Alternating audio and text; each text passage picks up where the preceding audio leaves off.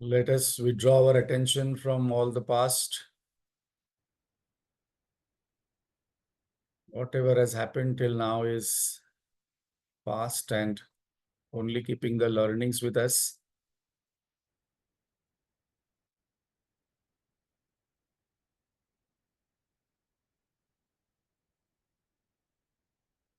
Let us withdraw our attention from the future. No regrets, no anxieties, and focus on the body. Body is a good tool to pay attention, to withdraw the mind from the world happenings. As most of the time, my mind is roaming in the world events, the scenery, than the seer.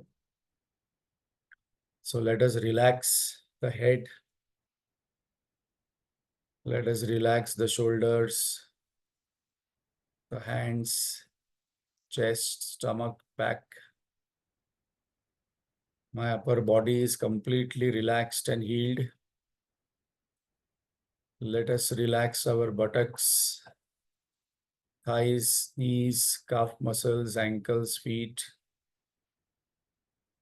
My entire attention is on the body, and the instruction given to the body is heal and relax. The body is still and relaxed and not calling for any attention. And we are withdrawing the mind from the body to the breath. Let us take a deep, slow, conscious breath. As the mind acquires all the qualities on which it focuses on, it acquires the qualities of the breath, of no form, freshness, liveliness, being in the present, because thought cannot exist without name and form. There has to be a name and form for the thought formation to happen. Let us withdraw the mind, which is now peaceful, relaxed, and let us pay attention to the emotions in the mind.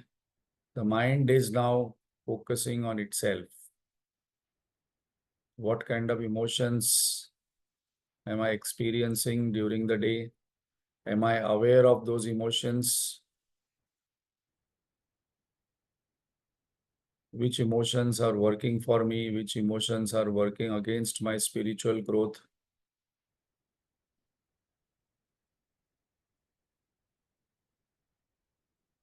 Awareness without judgment takes care by itself.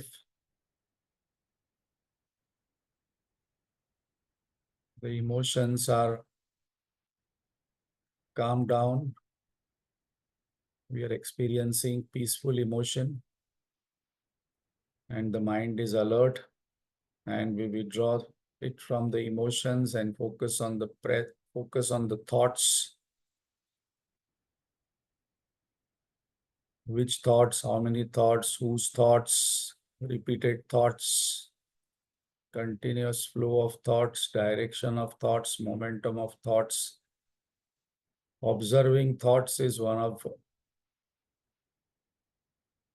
of its kind, called as deeper meditation, which we can do 24/7.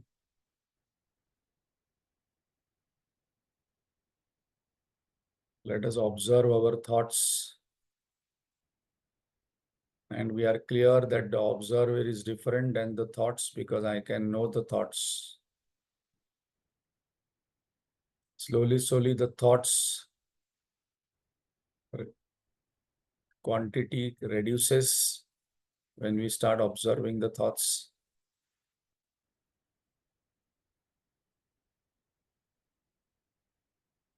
And then we introduce the question, who am I? Who is the observer of the thoughts? Introduction of this question itself will take the attention to the observer than the observed. Now the observer itself is the observed. So let us ask that who is the observer of the thoughts? The observer has to be constant, always there to observe each thought.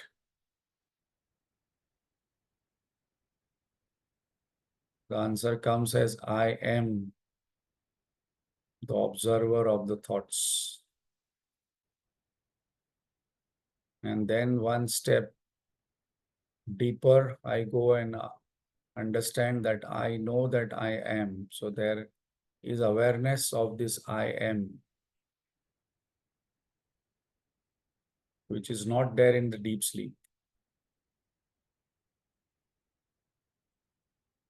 I know that I am. Even in a dark room, I cannot see anything. I am not aware of anything, but I am aware that I am.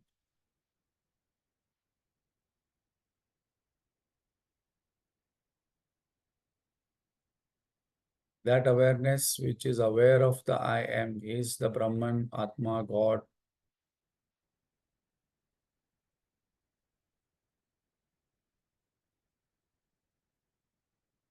Satchitananda, Satyam Jnanam Anantam Brahma.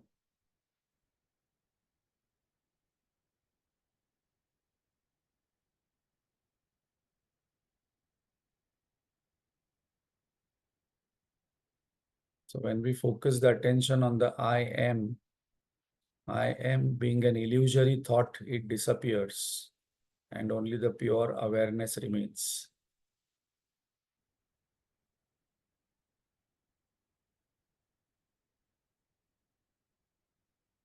Pure consciousness remains, reflected consciousness disappears.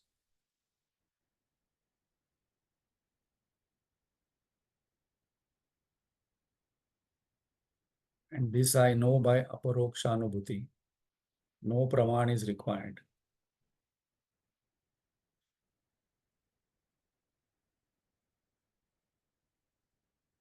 Trying to sit still, silent, and focusing on this I am is the direct path of meditation.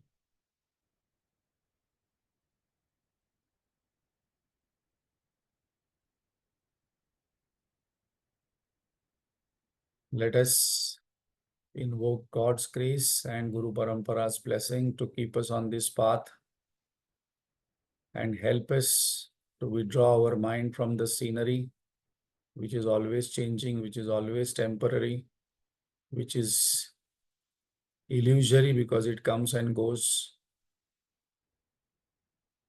And with grace and blessings, we can keep our attention and concentrate on the knower than the known. Let us chant loudly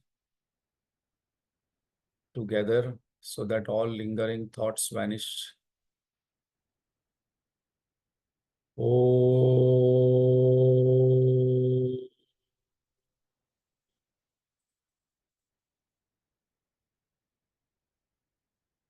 Om.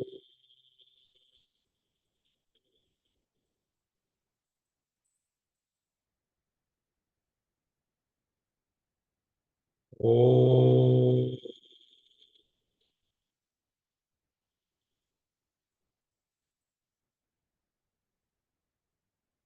Om Sahana Vavatu Sahano Bhunaktu Sahaviryam Karavavahai Tejasvinavadhitamastu ma vidvishavahai. Om Shanti Shanti Shanti. अखण्डमण्डलाकारं व्याप्तं येन चराचरं तत्पदं दर्शितं येन तस्मै श्रीगुरवे नमः। अज्ञानतिमिरान्धस्य ज्ञानाञ्जनशलाकया चक्षुरुन्मीलितं येन तस्मै श्रीगुरवे नमः।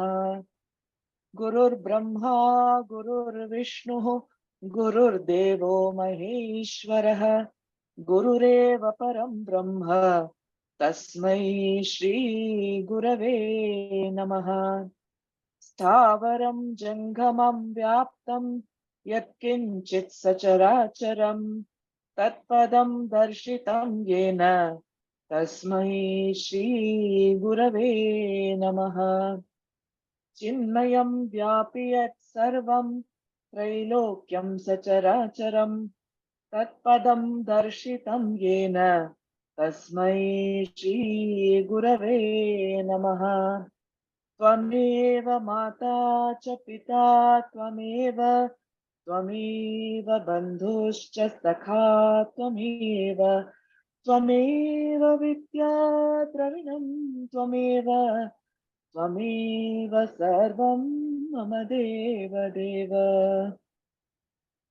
सदाशिवसमारम्भां शङ्कराचार्यमध्यमाम् अस्मदाचार्यपर्यन्तां वन्दे गुरुपरम्परां। श्रुतिस्मृतिपुराणानाम् आलयं करुणालयं नमामि भगवत्पाद शङ्करं लोकशङ्करम्। शङ्करं शङ्कराचार्यं केशवं बादरायणम् सूत्रभाष्यकृतौ वन्दे भगवन्तौ पुनः पुनः।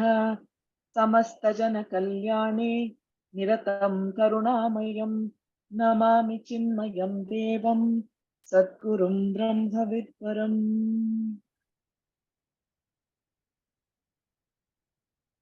Hari Om. Thank you, Vidya.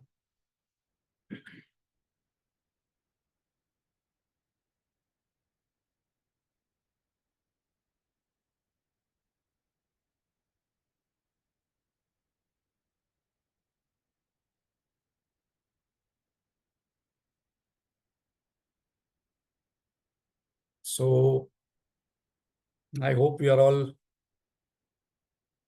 reading the summary, what Vidya is sending with different examples.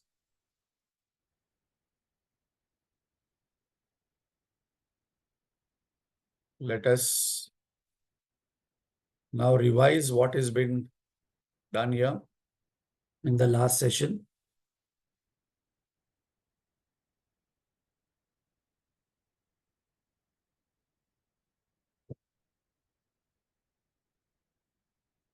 So we saw Pratyaksha Pramana, that is direct perception. And in that we saw two, Nirvikalpa and Savikalpa. Object to the senses, that is Nirvikalpa, and the senses to the mind, that is the Savikalpa. But still that thought is not recognized what it is. And then we come to after perception, Anumana, that is inference. This is where the knowledge happens. This is where the desire takes place. This is where the reaction happens. This is where we conclude. This is where we have beliefs. So in that we saw two things where the Anumana happens, has to take place. If these two are not taken into consideration, that Anumana is, that inference is incorrect. And then our further actions are incorrect. One is Vyapti and second one is Linga. Vyapti is the association, Sahachar. They have to go together. And Linga is the indicator. As we saw in fire and smoke, they both go together. We have seen fire and smoke together. And Linga is that we can see the indicators of fire, indicators of the smoke also, that wherever there is smoke, there will be some darkness, etc. Then we saw 5 steps to infer. This is very important. And then we realize when we learn these 5 steps that many times we infer without following the steps and just conclude. And that is a reason we are sorrowful, or we are suffering, or we are unhappy, because our inference is incorrect. So if I want to become happy, then I have to have right knowledge and right means and right inference. So the 5 steps to infer are, first of all, there has to be statement which has to be very clear that we announce. Pratidnya. Then once we declare it, what we want to say in one line, then we use logic, yukti. Then we use anubhuti, example, drishtanta, which proves the inference. And then we also see the application of that example in different aspects. Upanayam. Then we conclude that this is in alignment with the Nigaman, with the Siddhanta, what we actually declared in the beginning. And if we see our scriptures follow all these 5 steps where Bhagavan initially in Bhagavad Gita also declares, and then he starts giving examples, starts giving logic. Then we saw 2 types of inferences, Swartha Anumana and Parartha Anumana, very important. My own inference, when we generalize, there is a problem what happens in life.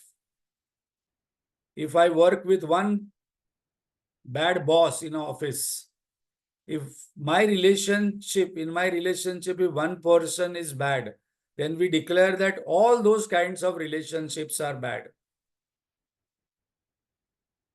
If I say that my boss is bad, all bosses are bad. If I get a one mother-in-law, father-in-law, husband, spouse, children, relatives, friends, neighbor, then we declare all are like that. And this happens so often that we declare, no, I don't like any Shah Rukh Khan movie. All Shah Rukh Khan movies are bad. That will be the generalization. So we can take n number of examples in this Swartha Anuman and Parartha Anuman. We have to be very careful when we talk to people, because this Parartha Anuman comes so very easily based on my own personal experience. And this is where we have to catch ourselves as practice, as sadhana. So what is a sadhana when we are learning this? This is not some intellectual gymnastics going on or some kind of intellectual superiority we are getting out of this. We have to say, we have to think that, okay, what kind of communication I'm doing, what kind of thoughts I'm having, what kind of beliefs I'm having, what kind of values I'm having, what kind of inferences I'm having. And all these things I can challenge with these steps. That is where it will work. And then I will come to a right inference. Then we saw 5 fallacies where the inferences can go wrong. Hetva bhasa. I think we can see the examples given by Vidya. Many of them are created by her. I had also mentioned that we have to think of examples where we do in our day-to-day life such kind of deviations and infer so very easily. Deviation, contradiction, non-establishment, rebuttal, counterbalance. These are only the names, but one can see the examples given in day-to-day life. No, I don't think this person will give money if I go and ask in Chinmay Mission when we do,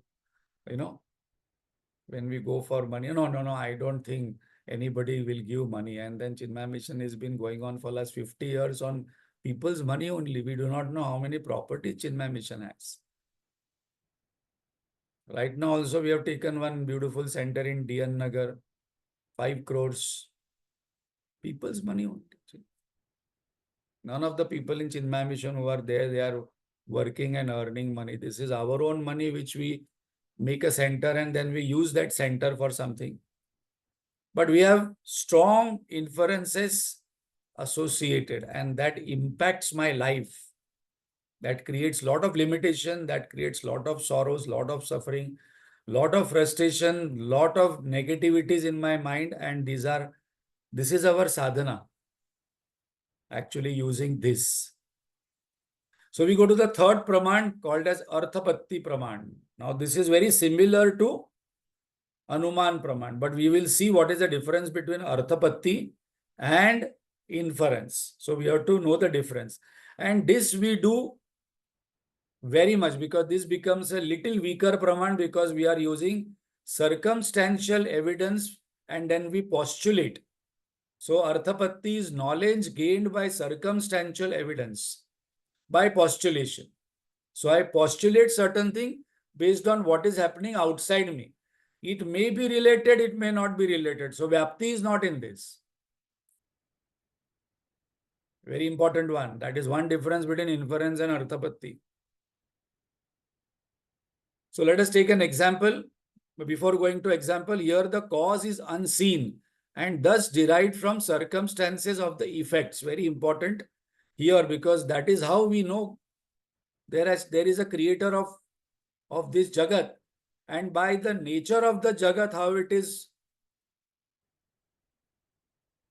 changing, how it is temporary, we are going to see that how we prove that there is God, has to be a creator. So now, very important point here is that cause is not seen in inference also. The fire is not seen in the inference, but still we call that as inference, and here we call that as Arthapatti Praman. So there is some difference between the cause and effect in Arthapatti and inference that we have to catch. The example taken in our Shastra is very, very popular, very humorous example. Devadatta, brahmachari living in ashram, is never seen having food. He doesn't come for breakfast, he doesn't come for lunch, he doesn't come even for dinner.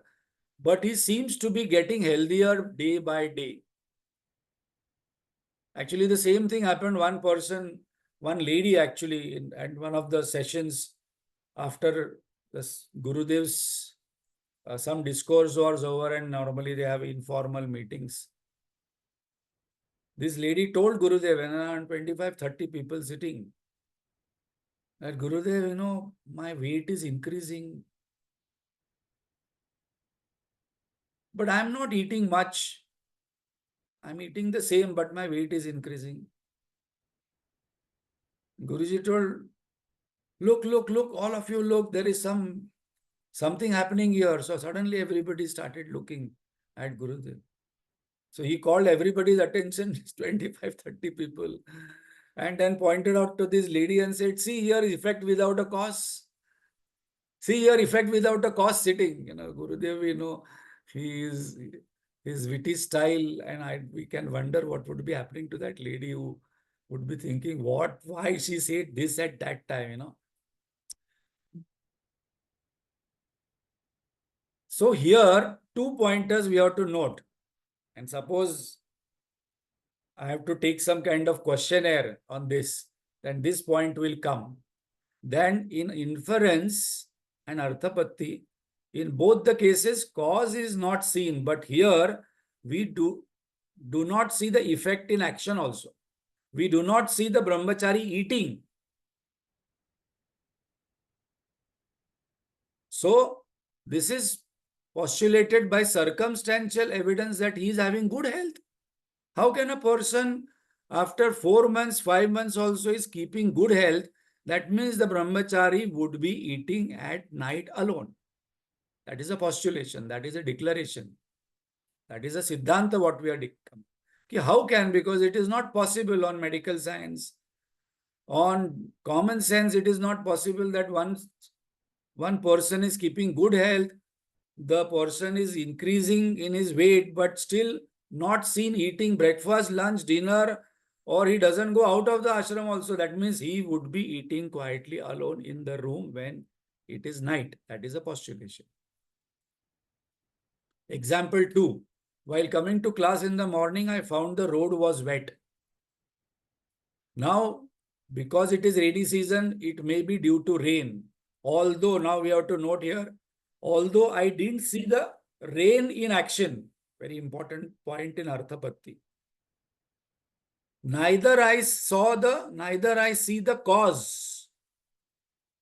But still I postulate that, oh, it would have rained because the road is wet.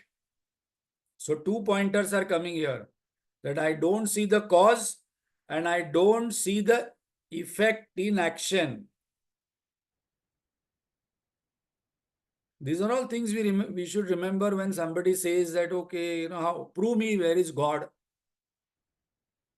Then you say, okay, let us come to Arthapatti Pramanam. How would you know that it is rained when you have not seen the cause and not seen the effect in action. That effect in action is the point.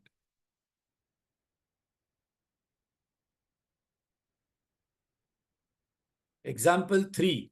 Now we take about Jagat. So why we are learning this? Because we are reading that, okay, this is like that. There is Jagat, there is Jagdishwar, and there is Jiva. But then we have to have some pramana for it.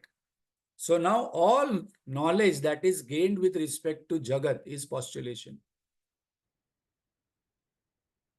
So then Jagat is outside me. It is circumstantial evidence for me. What do we see about the Jagat? That Jayate, Tishtati, Gachati, iti Jagata, that which is constantly changing, arising, sustaining, dissolving is Jagata. Another nature of the Jagata is impermanent. Constant change is happening. So if Jagat is the effect perceived, what would be the cause of the Jagata? Any intelligent person would ask, no, I can just see the road wet and it would have happened by itself. How can the road be wet by itself? No, suddenly when you are looking at the screen and listening to this session, suddenly after 1 minute you turn your eyes on the right hand side, you see cup of tea. The cup of tea has come on its own. Somebody would have put it. No, so suddenly I would, where this cup of tea would have? I have not seen the cup of tea coming there in action. Very important point. I have not seen the effect in action. I do not know who is the person, or suddenly whether God has come, or I have kept that cup before the session because I feel sleepy while this Praman Vichar is going on. So, but here I postulate that there would be someone who is taking the cup and putting there.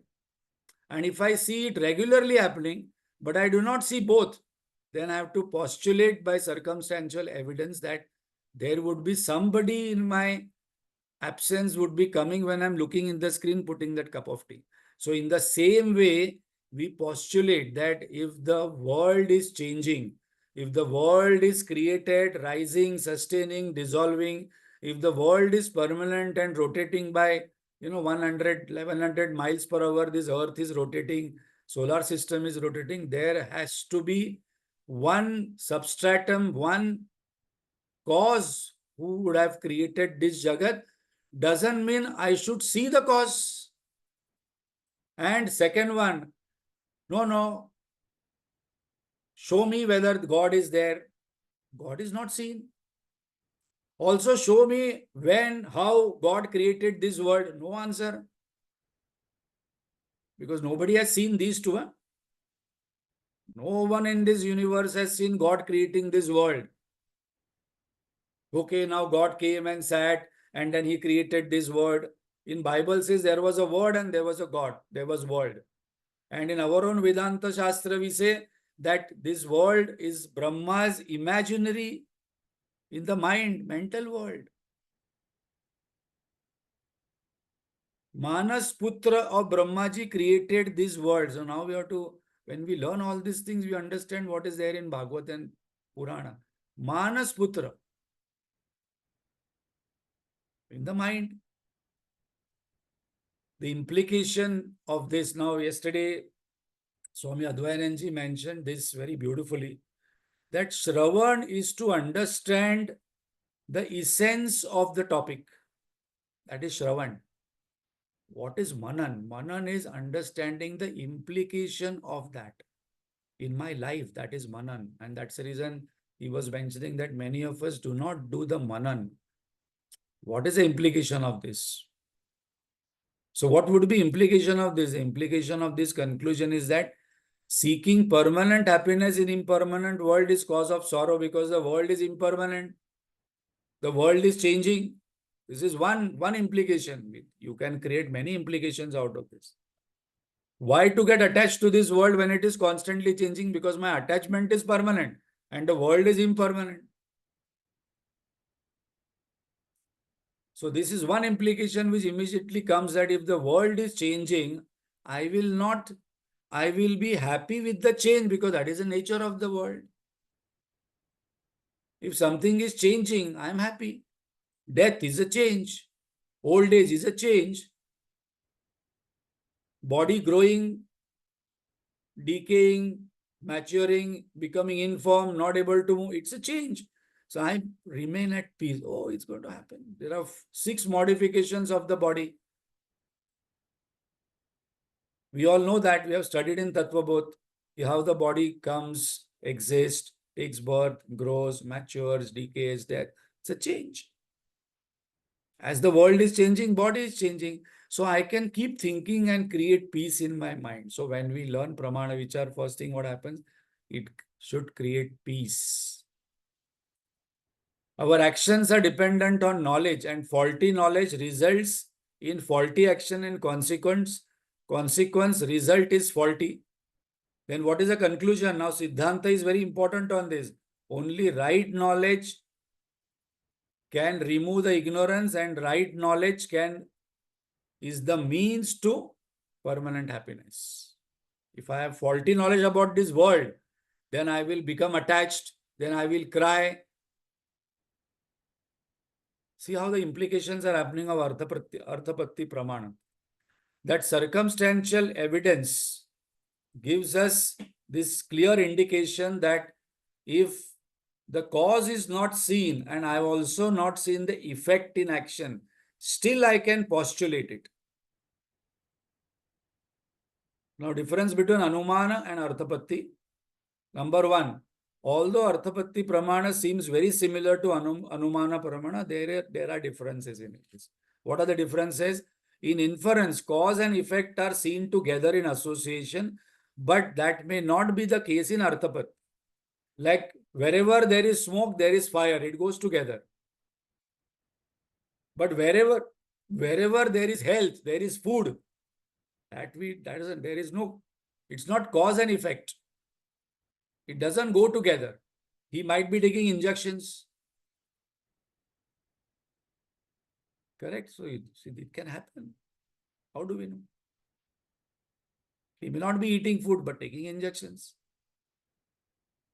We're talking about Devdatta example.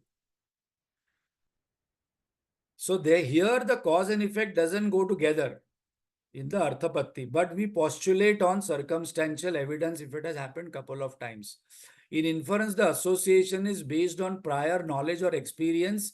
Arthapatti, there is no prior knowledge. First time I am seeing Devdatta. I have not seen 100 Devdattas before. They are not eating and then still their health is improving.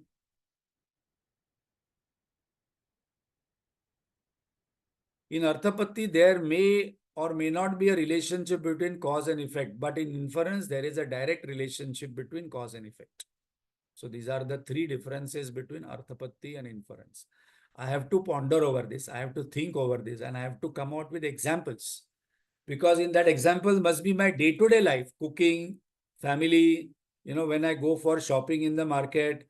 And that time I must see, when I'm buying vegetables, I must be able to see some pramana. When I'm cooking, I must be able to see some pramana. When I'm talking to my relatives, friends, in the family, I must be able to see this pramana. And then this pramana will become my next nature. And then it will lead me to right knowledge, which will lead to happiness, because that is what we want. Because valid means of knowledge, when we apply, then it will lead to right knowledge, and the right knowledge only will destroy the ignorance, because ignorance is the main cause of our suffering, and that we want to destroy. How will the ignorance will be destroyed? Now, before doing pramana vichara, what we say? Okay, I have read in many shastras, Atmabodh says, Bhagavad Gita says that ignorance is destroyed by knowledge. But how knowledge is formed? I do not know. What is right knowledge? I do not know. How the means can create the right knowledge? I do not know. So Praman Vichar becomes very, very important pointer to create that right knowledge. Now we go to the next Pramana, that is Upaman, not Upama Shira. Upaman. But easy to remember. There is one Pramana where from today whenever I eat upma, this praman must come. This is how we must remember. Anytime upma coming, upamana pramana, yes. What is that upamana pramana? Upamana is analogy. Now, this is a very important pramana because if I read Atma Bodh, there are many, many examples Adi Shankaracharya gives of analogy. Those who have read Atma Bodh, immediately which will come? Shell and silver will come. So, Upamana is cognition produced by comparison of word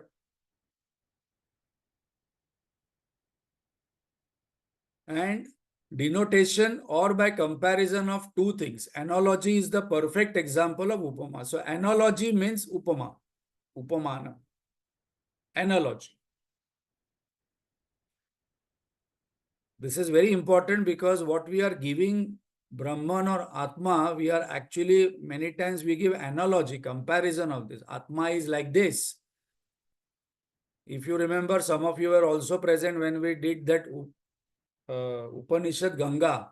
In that story comes, the person asks, oh, is Atma like body? No, no, no. Is Atma like mind? Is Atma like intellect? Is Atma like sleep? And then the person says, no, no. So the analogies come there. And this we do in everyday life. We just say, this is like this. This is like this. This is like this. This is not like this.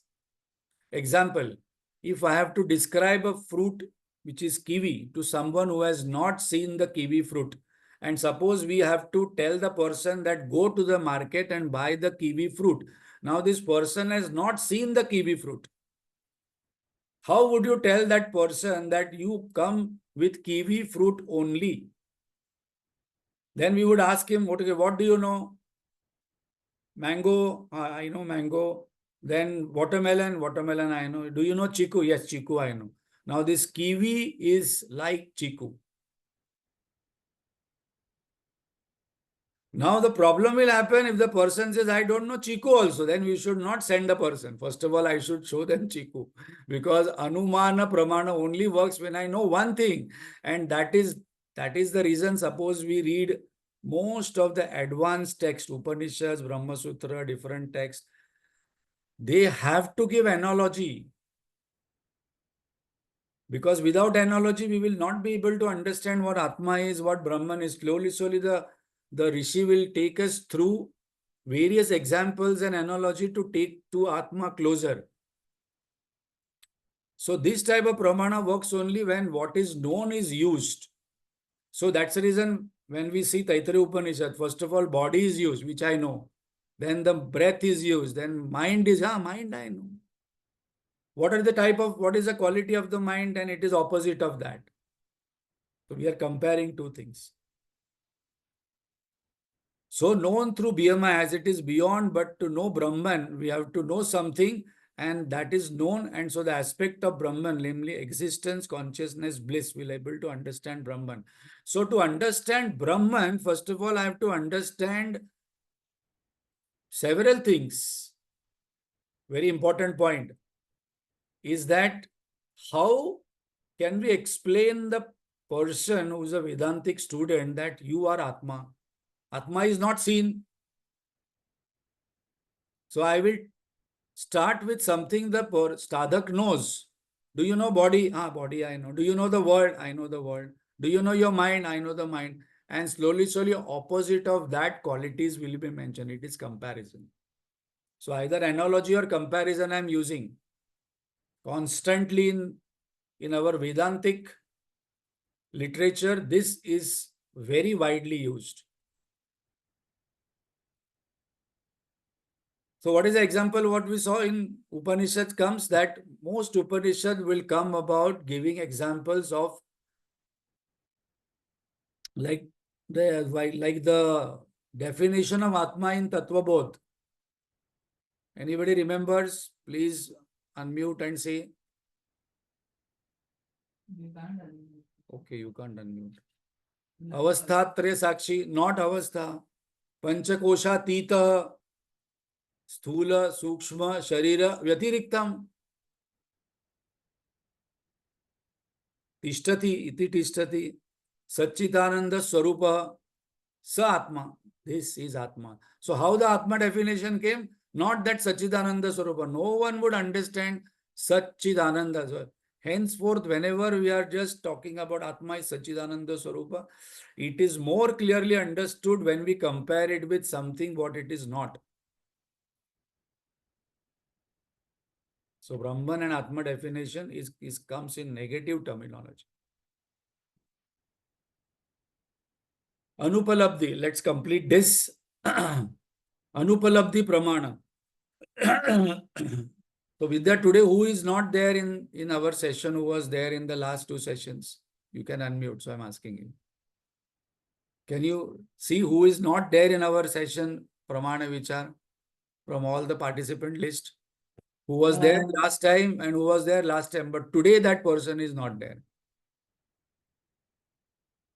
Anybody? Okay, I'll just unmute. I'm Gayatri today. She's there. Sorry. Huh? Gayatri is there. Pratima. Okay, all can unmute. Can you say, tell somebody who was there, but today the person is not there in the class? Last time when we had done this, that time Gayatri was absent. Pratima is there? I can't see Pratima today.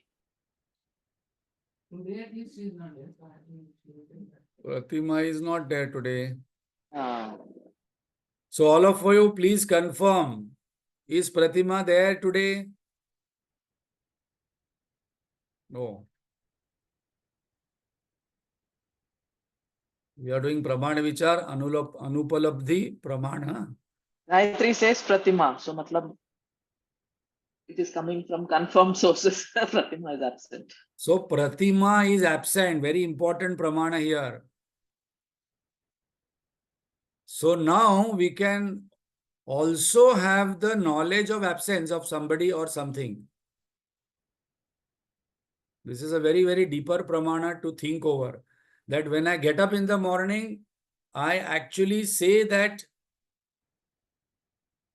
I experienced the absence of waking state. I experienced the absence of dream state.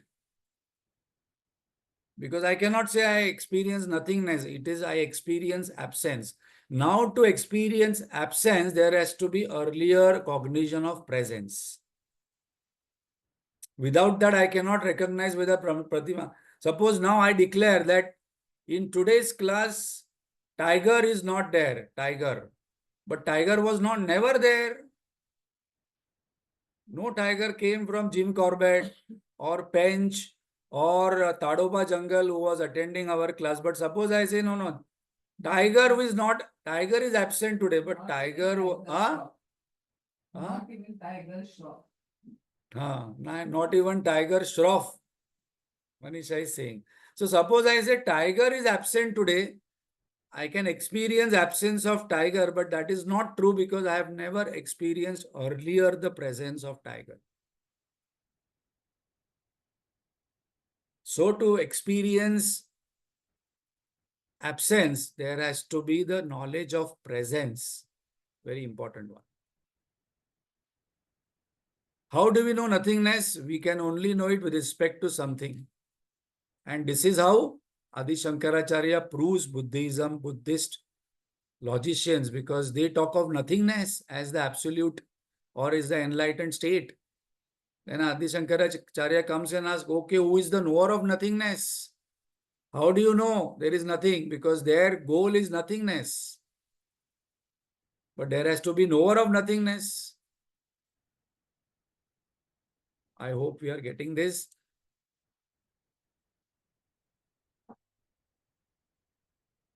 For example, the absence of Vatsalamma is known only because she was present earlier. So last time we had taken Vatsalamma's example. This Pramana is further subdivided into 4 parts. Praga above, prior non-existence. Before my birth, I was non-existent. Pradvamsa abhava, posterior non-existent. After that, I will be non-existent. Anonya bhava, mutual non-existent. For example, if I look myself up through 5 different mirrors, I see 5 reflection. What is the relationship between reflection A and reflection B? There isn't any. So too with the other reflections. They are not dependent on each other for each other's existence, so they are mutually non-dependent. Atyanta bhava, absolute non-existent, that which can never exist. In the example of rope and snake, from the standpoint of rope, the snake never existed. Okay. Now this pramana we will slightly take into some more pointers a little more in detail in the next session, but I'm inviting all of you to ponder over it, that why this pramana becomes important in Vedanta, because this pramana is not there in Buddhism, this pramana is not there in other schools of thought. Vedanta has introduced this because Buddhism says that there is nothingness, but who is the knower of nothingness? And if you are knower of the nothingness, then that knower has to know earlier, prior presence of something. That is one aspect. And secondly, from my own life, that before birth, where was I? I was non-existent. And after my birth, I will be non-existent. So between two non-existence, I am existing in between. No. I was existing earlier also. I will exist further also. So this we will see what is the implication of this in the next session on Anupalbdhi, but I have to keep the main point that I can have the knowledge of absence. That is very important. I can have knowledge of absence of something. I can have knowledge of sleep. I can have knowledge of another person. But prior to that knowledge, I must have the knowledge of presence of something. So how will the implication come later on? I'm just mentioning to ponder. I have prior knowledge of happiness.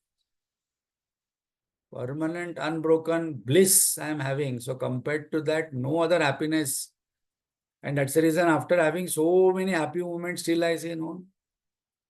But prior I have some experience of happiness and it is recorded because that's my own nature.